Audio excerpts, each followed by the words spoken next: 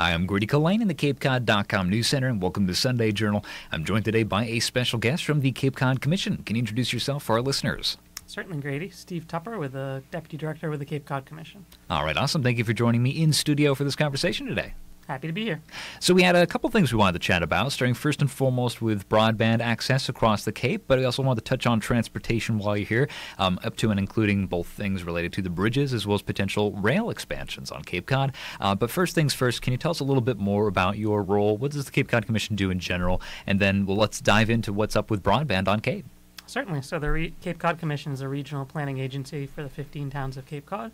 So we support our 15 municipalities in a whole host of priority activities, including planning, including wastewater support, natural resources, transportation, infrastructure, economic development.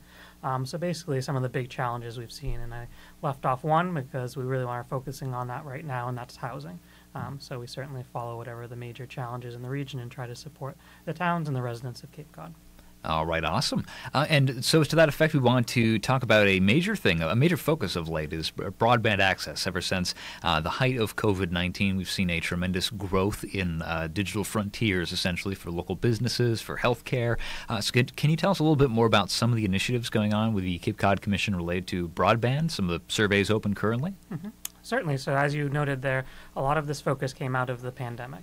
Certainly it became very clear at that point, as it has been for a number of years, but more so during COVID, that broadband is not just an amenity. It's certainly a necessity for everyday life, and we really saw the disparities with different folks having different levels of access and different levels of skills during the pandemic. So not just signing up and buying things online, it was about getting COVID vaccines and accessing telehealth. So consequently, the federal government put out a good amount of funding to invest in broadband infrastructure and to research broadband challenges. So the county has allocated funding to do a more in-depth analysis of broadband service across the region and identify any potential needs for improvements. Mm-hmm. Now, what are some of the questions that you think are going to be the biggest on there, essentially, in terms of what's the major focus for data collection? What are you hoping to provide analysis for? Mm-hmm.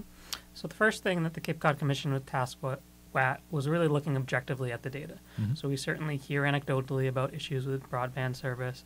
We've heard that it becomes more challenging over the summer when we have an influx of visitors. And so the first job of this study is to put the data behind those stories and really understand what are the challenges we face on the Cape so we can be strategic about going after resources. Mm-hmm. And then I'd say second to that is understanding where those challenges are different among different groups of people on the Cape. We certainly understand that different households have different resources in this space and really have different challenges depending on what they're able to procure in terms of broadband service, devices, and what sort of skills they have in that space. Mm-hmm. And really understand that can really affect quality of life. So we want to understand how we can address some of those issues. Sure. So I have actually a description from the Cape Cod Commission's website as well, and I just wanted to check to make sure I haven't misread anything, but I'm seeing it's going to be studying commercial fixed and mobile broadband internet. So are you checking out cellular as well, or did I misunderstand there? So the focus is on fixed broadband, as that's the way most of our region accesses broadband services, but there are some regions that don't have that, and they rely on mobile broadband service. So we'll be looking at that as well. It doesn't directly look at cellular service, but there's certainly a relationship. Most of the backhaul for the cellular network is on the broadband network. So where you're seeing drops in cell service, some of that is related to the underlying broadband infrastructure. So we're diving into that as well. All right. So in addition, the specifically digital equity, we wanted to discuss a little bit more. We spoke a bit off microphone as well. How is that different from some of the other initiatives that you're focusing on right now? Some of the initiatives related to specifically digital equity. We've heard the Barnstable County Commissioners highlighting that as well, but can you elaborate more? Certainly. So a lot of the early funding coming out of the federal government is under the umbrella of digital equity, and that's looking at not just the broadband connection, is it reliable, affordable, and fast, but do individuals have the appropriate devices to get online? And importantly, do they have the skills in digital literacy? So once they are online, are they going to be safe? Are they confident in accessing telehealth? Are they able to engage in civil matters, be able to participate in local government, and connect socially? We certainly understand there was a big issue with isolation during the pandemic, and for folks living alone or for other barriers, that's still an issue. So digital equity is really understanding what is that broad range of challenges and where are there resources that can be targeted to help. Now, as well, I'm sure I speak for a lot of people on Cape Cod, but with COVID-19 also came trying to sign up for vaccines and maybe helping some older family members. And Barnstable County does have one of the highest populations of elders in the United States. So do you think that was a bit of a wake-up call when it came to not just the internet connection, but the skill set required to utilize it effectively? Absolutely. So we certainly saw a lot of people using the internet in ways that they hadn't previously, and realized the importance of that. So we found organically over the pandemic there was really a network of individuals supporting folks online. So whether it be friends or family, we also found that a lot of great nonprofits, libraries, councils on aging really found themselves on the frontier of assisting individuals with those sort of digital needs. And whether it be renting, loaning hotspots so they could have internet service, helping them in terms of actually signing up for a vaccine or accessing telehealth. So really, it was a bit of an organic network, and it's been exciting to talk to a lot of people that were really a term they didn't use themselves, but digital navigators for folks on the Cape, and that's really an important network that we want to make sure we support going forward. All right, awesome.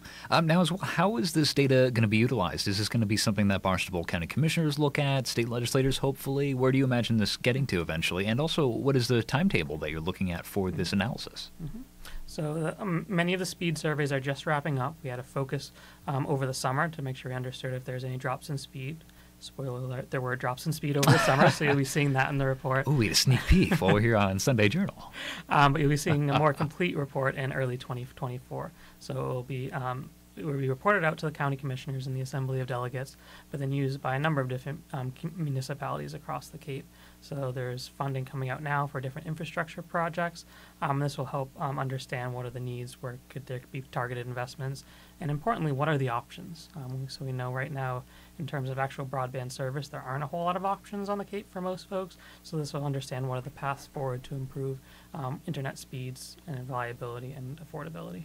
All right. We saw that there was a lot of money and some studies as well being undertaken by the Massachusetts Broadband Institute. Are you guys connected in any way, or is this separate? Do you guys have kind of a shared data set? How does that play into your plans? Yeah, so the Massachusetts Broadband Institute is a state-level agency that's actually funneling many of these federal funds. So the digital equity work we're doing is under the umbrella of the Massachusetts Broadband Institute. And a lot of the local projects we've been working on, including in the town of Bourne and Sandwich, are directly under MBI's work at the state level. And really what's been important is to make sure that the state understands the unique issues out here on the Cape. If you take a zoomed-out approach, you can see that our region broadly is well connected and overall has a good level of service. But that really misses a lot of the nuances in this space. It's really about the smaller geographic areas or the different population groups like lower income households, and also the seasonality on the Cape. So our work primarily has been making sure that the state understands those unique needs here on Cape Cod. Very interesting. So will it divide out into the buckets of like even things like where's fiber versus regular cable coaxial hookups and stuff like that? Is it going to be that nuanced? Yep, certainly it'll look at that infrastructure side where there are existing services and where there's either unserved or underserved locations, not meeting the speeds to do today's needs online. But then also a lot more of those soft networks that we talked about earlier. Sure. Where can we support programs at libraries and council on aging that really provide that direct assistance to the residents? Sure. I say this every Sunday Journal, not wanting to put the guests in the hot spot by asking data-specific questions, but is there a number of like what is considered to be a proper internet connection speed nowadays to kind of keep up with the modern day healthcare infrastructure, or just like whatever else? Like what does a household need essentially nowadays? So it depends who you ask is a short answer, but I'll give you the more detailed answer.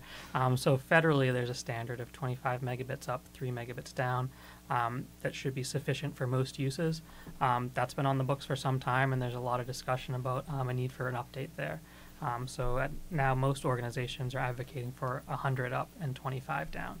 So much larger bandwidth and can really handle many users within the household. So that's where we see the biggest challenges, and this is when there's multiple users. When the parents are online, when the kids are online doing homework, when you're streaming, that's where you generally the bigger bandwidths. And certainly businesses need much more than that. It would be great to see symmetrical service. I think gold standard would be symmetrical up and down. We don't see that in a lot of cases, with the exception being Open Cape. The fiber network here on Cape Cod that serves primarily municipal locations and some higher bandwidth clients, as well as some residential pilots. But those sort of symmetrical 100 up, 100 down is really gold standard for most. You can get it much higher if you're high bandwidth users, though. It depends on just, I guess, how much money you want or willing to throw at the problem, so as to say. But is this also connected maybe more to, we've been hearing data that indicates the houses have a lot more multi-generational people. Like people are just staying with their parents longer, or like kids or grandparents are living with grandkids in addition. Is that starting to, you think that impacts as well, like what is considered to be enough bandwidth for a household, so as to say? Absolutely. If you have a single or single individual, a couple that's doing some low streaming and doing some social media, that's one level. When you really start to get to either using broadband for work, which certainly with a lot of the telework going on, that certainly ramps up the demand, any sort of business use. And then as you start to get more and more individuals in the household all drawing on that same system, certainly that's where you can start to run into some challenges. Now, as well, just from the pure, I'm just anecdotally, just to kind of get a rough idea of what's it like with the Cape Cod Commission. Do you guys have a lot of wireless remote workers as well at this point, embracing the new technology? How did the workplace change for you? Or do you have your own data set to pull from, essentially? Yeah, certainly inward looking. We were fortunate to move most of our files, almost all of our files, digital before the pandemic, so we were well positioned to go virtual during the pandemic. And now we're in a hybrid work environment, really seeing productivity as high or if not higher than in the previous setting. We're able to work collaboratively, focus on times when we're all in the office together, and also have some of that virtual work as well, really to make sure that we're putting out a high-quality product, but it also works organizationally. All right, awesome to see the cutting edge at our local governmental agencies level. So I also wanted to talk more about transportation as well, but just before we change topics, is there anything else you wanted to highlight related to the digital equity or the broadband initiatives that are being undertaken before we migrate to transportation? Two quick things. So if folks are interested in learning more, capecodcommission.org/broadband has everything we're doing in that space. And then particularly our next event is a planning workshop with the town of Sandwich. So it'll be December 6th at 5:30 at the Center for Active Living. So working with our great partner there in Sandwich in the town of Sandwich. So if you're interested in learning more, and particularly if you live in Sandwich and have some challenges and you want to make sure that we in the state are aware, that's an event to look out for. All right, awesome. So as well, we have things going on related to the Regional Transportation Plan. That's the comprehensive plan kind of helping out the entire region. We also talked a little bit more about, in the beginning of this, we wanted to comment on bridges, some stuff related to railroads as well, potentially coming to the Cape. Well, we have railroad already, but specifically commuter rail. Do you mind talking a little bit more about how the Commission is plugged into trying to improve local transportation? Certainly. So we play a number of roles in the transportation space. So starting big picture with documents like the Regional Transportation Plan, that's a long-range vision for the region. It's a requirement for the region to receive federal and state funding in transportation, but it's also an opportunity to establish a vision. So we get to say, as a region, this is where we would like to see our investments. We certainly want to keep the road network up. We also care about bicyclists, pedestrians, what do we want to see for public transit, and what do we see in the future with the challenges like climate change. So that's a plan in which we get to articulate those visions. And then more granularly, we work directly with municipalities on accessing funding and implementing projects. So looking at specific locations, right now we're looking at Station Ave in Yarmouth, understanding what are the challenges, what are the opportunities for improvement, and where can we get funding. All right, awesome. Now, connected to that, you mentioned the climate change. Actually, how tied in is transportation and even just the way that we lay out our roads when it comes to tackling climate change? Is there things you think that maybe slip through the cracks when people think about, like, oh, how do we prevent erosion? How does that impact maybe transit as well? Yeah, certainly climate change and transportation are inextricably linked. Transportation accounting for 55% of the greenhouse gas emissions on Cape Cod, so certainly it is a lead cause of global warming, of climate change. And then on the other side of it, we know the impacts of climate change are being felt directly, particularly given our vulnerability on the coastline. So we have a low-lying roads project that have done with all of the 15 towns. Some are currently in process to understand what are those most critical, most vulnerable roadways that are going to be really in the crosshairs of the impacts of climate change. So making sure that we're proactively planning for that. we see disconnected roadways, that affects everyday motorists, affects public transit, affects emergency responders. So making sure that we're prepared for those changes. And now, in the context of the low-lying roads specifically, it's been something that's been across the entire region. But I mean, what can towns even do? Is it just a matter of a bunch of sandbags and hope? Do you have to tear up the roads and lay them back down again? What are some of the options that you guys are maybe exploring, or if you guys make recommendations, what are the recommendations? So it could be any of those things and more. So as part of the low-lying roads projects, we look at a suite of options and identify a few priority locations and start to do some of the preliminary design to really get to the next step. So in some cases, that's hard infrastructure. That could be raising the road. That could be revetments. It could be things to harden and protect the roadway. There are green solutions where you look at kind of buffering the impacts of climate change. You can do wetlands restorations and projects that both help the environment and support the infrastructure. And then in limited locations, it's worth looking at the possibility of managed retreat. There may be some locations where it just makes sense to abandon a section of roadway if there's an alternative connection point. So hard conversations to have, but really have to think about long term. What's the trajectory of that piece of infrastructure? I can already hear some of the protest, unfortunately, just with how little how restricted the land can be on Cape Cod, considering it's really an island ultimately. So you mentioned just with the wildlands restoration as well as wetlands. Are you guys involved in the Wellfleet restoration project for Herring River up there as well? Is that some example of what you mean by like trying to mitigate climate change through ways rewilding or redeveloping the area or undeveloping the area, really? Yeah, so we've been involved in a variety of capacities over the years. That's certainly a good example of an environmental project that has some ties to transportation. So really the restoration efforts there are impressive on kind of a national scale, but some of the transportation aspects of it are interesting as well. The replacement of the dike, you're going to see a new piece of transportation infrastructure and being designed for motorists, for bicyclists, pedestrians. So most people might not understand the full breadth of the restoration, but they may be able to walk out onto that new structure and enjoy the nature there, so you can get some benefits on the transportation side as well. Yeah, very interesting how all this stuff gets tied together that you might not readily be aware of. Excuse me, I also wanted to talk a little bit more about it's the hardest hitting question so far is what to do about these bridges. So do you mind from the professional standpoint of what the Commission's recommendations are, what you guys are looking out for? Essentially, how is the Sagamore and Bourne Bridge replacement project going? Governor Maura Healey recommended maybe starting with the Sagamore Bridge, and there are applications out for that now.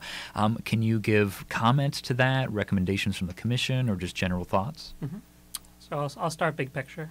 These are nearly 90-year-old pieces of infrastructure. The Army Corps of Engineers owns and maintains the bridges, and they've been doing a good job of that. But the reality is they're going to continue to degrade in terms of condition. There's about 36 million vehicle trips over those bridges each year, and based on the robust analysis from the Army Corps and Mass DOT, it's clear that replacement is not just the most fiscally responsible option, it's also the one that is best for our region in the long term. We really need to make sure that we have those viable connections. There's really no other alternatives. We want to make sure that there are connections in terms of public transit, ferries, rail. Those are all important to look at, but they're not replacements for the bridges and the connections that they provide. So first, to be clear, replacement is the clear option that we need to further for our region. That comes with a big price tag. So that's really the $4 billion question at this point, is how to strategically get that funding. So certainly we understand the prioritization that the governor's made in strategically going after the Sagamore Bridge, funding first, with a full plan to do the Bourne as well after. And also fund all of the infrastructure projects in the area that allow those connections to happen. So we're involved in a number of ways in those conversations, and some of the details on how and what it looks like, and those are certainly still to be worked out, but certainly important to keep the long-term vision in mind that we really need the replacement so we have those reliable connections. Now, we've been seeing a lot of maintenance work over the past few months related to the both Bourne and Sagamore Bridge. That's nothing new. It does feel more frequent, though. Is that going to be something we're seeing more and more of as they continue to age? That is absolutely the reality. These are aging pieces of infrastructure that were not designed for the volumes they're handling today, and not designed to have maintenance activities happen in a way that is anything but painful. So we certainly saw that on the Sagamore Bridge and the Bourne Bridge recently. Relatively limited duration closures, lane closures, in the context of what we could be seeing in the future. And even with those, we saw some significant regional impacts. Looking just at the travel time cost when they were working on the Sagamore Bridge, roughly $10 million in lost travel time, other travel time related costs, not to think about even the secondary impacts of people that couldn't get to businesses and people couldn't get to appointments and all the other disconnections that happen both for the region and specifically for the town of Warren. And really that's the reality going forward if they aren't replaced. I would love to know what the number is that comes down to how much does one day of road work on the Bourne Bridge translate to in terms of lost revenue for Cape Cod. I don't know how one would calculate such a thing, but that would be a very interesting number to know about. Certainly something we're looking at, and we've been talking with a lot of business leaders in the area to understand. I know the Cape Cod Chamber put out a survey to their members as well to start to get at that. I think it's a really important question to answer because when you're talking about $4 billion, I think it's important to understand what is the alternative. And the alternative is going to be much larger monetarily and much more painful for all the residents and businesses of Cape Cod. If we don't replace the bridges, we're talking about major rehabilitations, and that would be extended lane and bridge closures, the impacts of which would be very significant. So as well, I mean, just driving over it myself, it's painful every time related to how tight the lanes are as well at this point. It's very interesting to see the, I guess the historical standpoint of how cars have changed, transit has changed. In a way, it's like a message in a bottle. But it is very curious to know how out of date we are just by virtue of being able to measure the lane width on those bridges. Do you imagine that this is going to be something that would be even saving money in the future with new bridges, new parts, new building methods that might make maintenance less often even than they are now, or even when the bridges were in their prime? Certainly maintenance would be much less frequent, and I think even more importantly, the bridges are being designed with maintenance in mind. So right now you have 4 lanes, 40 feet total, so 10 feet a lane, and really nowhere to do any sort of work. So new bridges would be up to modern standards in terms of lane width, in terms of shoulders. So you could go out there and change a light bulb without closing a lane, which right now, as simple as that seems, is not a reality. They can't do anything on the bridges of significance without closing lanes. So the new bridges would be designed to have maintenance built into that plan. All right. Is there anything else that the Commission is involved in currently as related to studies or outreach on the bridges, or is it now just a wait and see with the applications out for the Sagamore? Certainly continuing to be active. I want to make sure that that Cape Cod as a whole and the town of Bourne specifically are well represented in that planning process. This is a once-in-a-generation opportunity to make a significant infrastructure investment, so we want to make sure it's done right. We want to make sure it's done quickly, but we want to make sure it's done right. So we want to make sure that it has all the considerations for the motorists, also pedestrians and bicyclists. We want to think about public transit, all other modes of transportation as well, as we're thinking what is the long-term best option for the region. All right. As you mentioned, multimodal opportunities as well. I also wanted to ask more about the Safe Streets for All. That's something we touched on a little bit off microphone, but I wanted to get a little bit more detail on that project while we're talking a little bit more about safe transit opportunities. Yeah, so certainly it came up in a lot of conversations, the Regional Transportation Plan, safety and reduction of crashes being a priority. We are actually one of the safest counties in the nation overall. We've seen a steady decrease in motor vehicle crashes, but similar to the state and the nation, there has been an uptick in non-motorist pedestrian and bicyclist crashes over recent years. So the Safe Streets for All grant is one that we applied for to the federal government and have received to really have an in-depth look at what are the crash trends on Cape Cod and what are the strategic improvements that can be made to address those. So we're working with all 15 of our towns to really dig into the data and understand what is a way to decrease, ultimately with a long-range goal being Vision Zero, eliminating motor vehicle fatalities. All right, awesome, an admirable goal, especially as we see more and more cars on the road as of late, and also bigger cars as well, just the average trend statistically. So thank you very much. We're about coming up on time, but before we wrapped up, I wanted to get your thoughts related to an initiative recently put forth by State Representative for Barnstable-Dukes Nantucket, Dylan Fernandez, related to a study to see how a commuter rail would work extended down to the Cape and Islands region. Do you mind talking a little bit more from your traffic history standpoint, your experience? What do you have thoughts on that? Does the Commission have a stake at all? Are they going to be studying? And what just in general would have to go into such a thing? Questions that come to mind for yourself. Absolutely. So first and foremost, we always support investigations of different modes of transportation. Ultimately, we want to see more folks on public transit, including on rail. We were involved in a study a few years ago, the Cape Rail study, that looked specifically at that question and what are the infrastructure needs that would need to be met in order to increase service. We have a very successful summer service, the Cape Flyer service, and as part of the study, we looked at what would it take to really increase that year-round from more of a commuter service. The short story is it would be fairly easy to do it to Buzzards Bay. The infrastructure is in fairly good condition up to that point, so we see that as the most likely in the near term to make those improvements. It gets much more challenging coming onto the Cape. Ultimately, we could see something down to Hyannis, but the focus is really can we make it successful in Buzzards Bay first because the infrastructure is there, and then build from that. Very interesting. Is there a statistic for how many people, or at least a percentage-wise, of how many commuters could potentially benefit from a train service onto the Cape like that? There were some statistics in the study. I hesitate to quote them because things have changed quite a bit. That was pre-pandemic, and we've seen some population shifts since then. So I think it's certainly ripe time to take a new look at those numbers. We've seen that hybrid and remote work has opened up a whole host of possibilities where folks may want to go into the Boston area just a couple of days a week and then live on the Cape. So I think it's a good time to take a look at those numbers. Actually, this did come up a few times because I relayed this to some of my coworkers, and they were like, well, which way do they mean for the commuters? Do they mean people coming on Cape to help out in the summer, or do they mean people who live on Cape most of the year round and go to Boston? Would it be both? Do you think there's a way that they'd prioritize it first? Which way does this lean, actually? I'd love to see both. So right now the Cape Flyer is very focused on getting visitors to the region.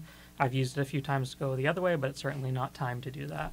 I think there's a need both to bring workers down to Cape Cod, and then the ability to have residents of Cape Cod access a much larger job market is certainly great from an economic development, as well as a transportation and climate perspective. It can bring down the vehicles on the roadway.